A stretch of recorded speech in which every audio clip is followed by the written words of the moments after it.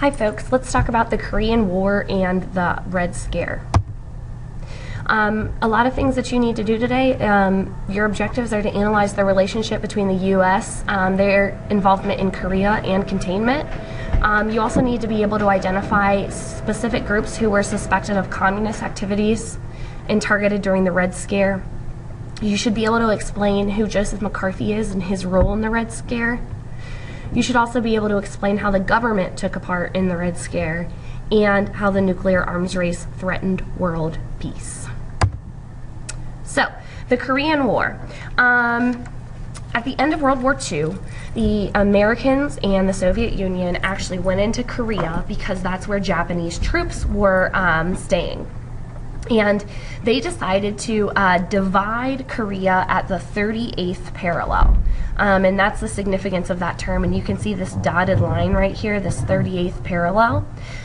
So that means that the Soviets had influence in North Korea and the United States had influence in South Korea. And you can guess what that means.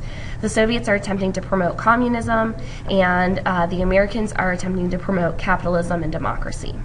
So, anyway, there was really no interest in reunifying Korea, and what actually began was the North Koreans, you can see here on this map, invaded. So the North Koreans, those communist North Koreans are in yellow, they kind of, because of some skirmishes at the border here, they invaded South Korea, and they pushed all the way down to this tiny little place right here in the blue. And so Truman reacted to this, and he was like, whoa, you know, this is a test of our power as Americans, and the Soviets are trying to intimidate us. You know, they're always in competition with us during this Cold War. So Truman commits to send in U.S. military, as well as the UN agrees to send in 16 countries actually support moving into South Korea and pushing out the North Koreans back up to the north where they came from.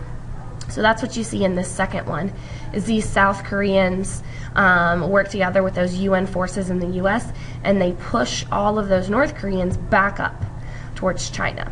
Well, then China gets word of things. Remember, China had become communist in 1949, the year before this war began. So China is seen as this, you know, communist influence as well. And so they commit to help the North Koreans. And they did this primarily because they were threatened by the UN troops coming so close to this Yalu River, the border here. So anyway, the Chinese also get involved, and they push the UN troops, aided by the Americans, all the way back down past the 38th parallel. So eventually, Eisenhower becomes president, and here you can see him in Korea walking out of like a bunker. He becomes president in 1953, and he signs an armistice, to divide Korea back at the 38th parallel again. So this war actually doesn't end up working, because you can see the armistice line is right where the 38th parallel was anyway, and this line is considered a demilitarized zone. That's what that DMZ stands for, is a demilitarized zone. And what's interesting to know is that there's actually never been a peace treaty between North and South Korea, and there are still Americans on the border of South Korea helping support that DMZ and making sure that the North Koreans don't invade again. This is why I gave you the homework reading about North Korea's nuclear weapon, because this conflict is still happening today. So something interesting about this conflict is Truman, while he was president, he, you know, is obviously the supreme commander in chief, and so he runs all military operations. But General MacArthur, right here, this guy's very famous, he was the leader of the military in Korea. And MacArthur wanted to drop a nuclear weapon on China when they invaded North Korea. So remember, if you look here, China helped the North Koreans, they came from here and pushed the South Koreans back down, right? And that's where you get that armistice line, that DMZ, because the UN forces couldn't stand up to the Chinese army. So anyway, MacArthur's idea was to use the atomic bomb and to drop it on China, but Truman was like, absolutely not. There's no way that we're going to do this. If we drop the bomb on China, then the Soviet Union will drop the bomb on us. So MacArthur was actually fired for not obeying orders because he wanted to drop that atomic bomb, and he was not going to stop trying to convince people that that was the right thing to do. So Truman got rid of him. Anyway, I told you, Dwight Eisenhower takes office in 1953 and officially ends the war, but there is really no good end result. Korea is left just how it was before. So here you can see the demilitarized zone, and the 38th parallel is in place today. Okay, let's talk about the Red Scare. So there's this intense rivalry, this intense competition. They're fighting over nuclear arms. They're fighting in Korea. They're fighting over the space race. They're fighting over who gets to end World War II. So the United States and the Soviet Union are fighting over a lot. So the Red Scare is this really great example of how when people are afraid and hysterical about things and react quickly to things, it can actually compromise the civil liberties and freedoms of Americans living in the U.S. So remember, the Soviets detonated the atomic bomb in 1949, and we already learned about Ethel and Julius Rosenberg, who were accused of giving those secrets, atomic bomb secrets, to the Soviet Union. So that really begins the Red Scare. And then in 1950, we just talked about the Korean War, about how the U.S. and the USSR are on different sides. So all of this really works together to fuel this fear that there are Soviet spies in the United States and they're a national security threat. So there was also this fear that the Soviets were going to drop the atomic bomb on the United States. So this video that I'm about to show you is actually produced by the United States government and shown to students in schools. So let's watch it for a minute. Oh, if it'll let me. He did what we all must learn to do. You And you, and you, and you,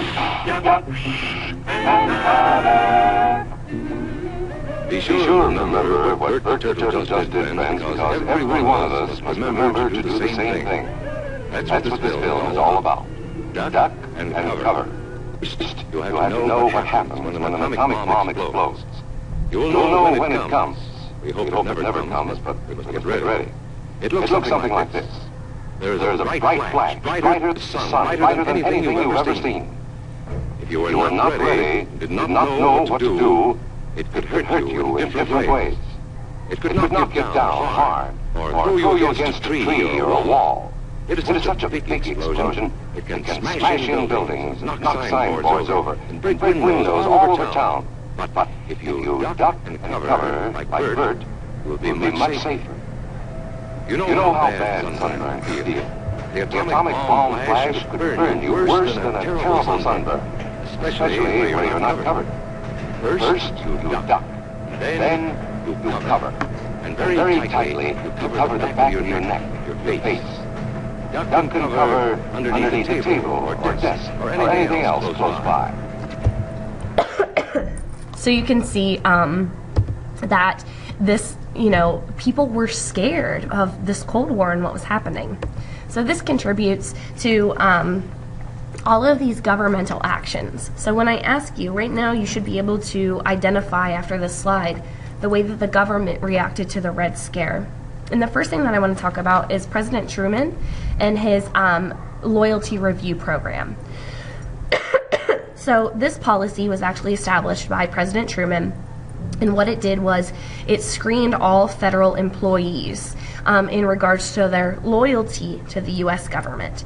So really what he was attempting to do was respond to this fear of communism spreading throughout the United States and make sure that the government was anti-communist. So there were actually over 6 million employees screened in 5 years, and about 2,000 people quit because they were being wrongfully accused of being communists. And then 212 people were actually fired, even though there was no real evidence about them. The House Un-American Activities Committee, the second one, is a big one. So this was a organization, and it held public hearings on people who were accused of being communist spies or supporters or secret agents, and they worked to wiretap a bunch of phones and were really reckless in their accusations. Another example is J. Edgar Hoover and the FBI. You can see here's a warning from the FBI. Here's another one, beware of female spies.